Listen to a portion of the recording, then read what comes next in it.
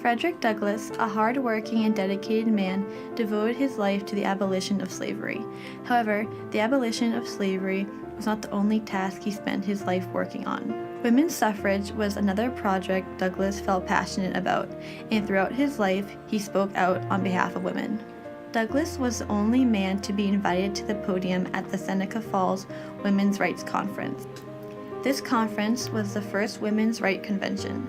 It took place on July 19, 1848 in Seneca Falls, New York. This convention was organized by women's rights activists Lucretia Mott and Elizabeth Cady Stanton. The objective of this conference was to discuss the social, civil, and religious condition of women's rights. Stanton created the Declaration of Sentiments and Grievances, which highlighted the injustices that women faced. This document was created in hopes of unifying women and encouraging them to petition for their rights. On the second day of the convention, men were invited to attend and listen to the thoughts of these feminist women. About 40 men attended this convention, including Frederick Douglass. On this day of the convention, 12 resolutions that were to secure equal rights for women were passed. Out of the 12 resolutions that were passed, there was only one that was highly debated. The Ninth Amendment, which states, "It is the duty of the women of this country to secure themselves their sacred right to elective franchise," was a single amendment that was passed with some resistance. Agreeing with Elizabeth Cady Stanton, Douglass explained the importance of female enfranchisement, which helped pass the amendment.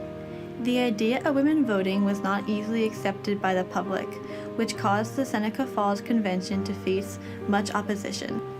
Many people who were women's rights supporters were not convinced that female enfranchisement was an attainable goal, which caused some people to shy away. However, the Ninth Amendment was the start of the quest for women's suffrage in America.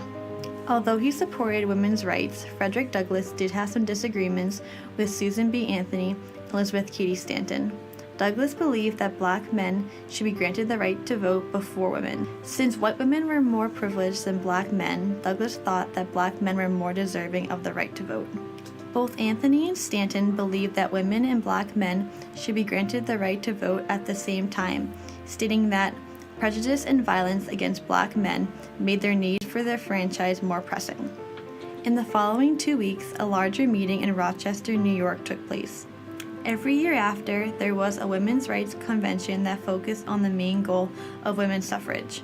After many years of hard work and dedication, the 19th Amendment passed in 1920 and women were granted the right to vote. The Seneca Falls Convention was one small meeting that unified women and brought attention to the need of equality for both men and women. With the help of Frederick Douglass and the passing of the Ninth Amendment, the feminist movement grew stronger and faster. Seneca Falls was the catalyst for change in the years to come. Fast forward almost 100 years. There has been women civil rights activists, women pilots, and a woman presidential candidate. Yet why are women seen as the weaker half of the human race? Why is there still a wage gap? Why are women treated as objects?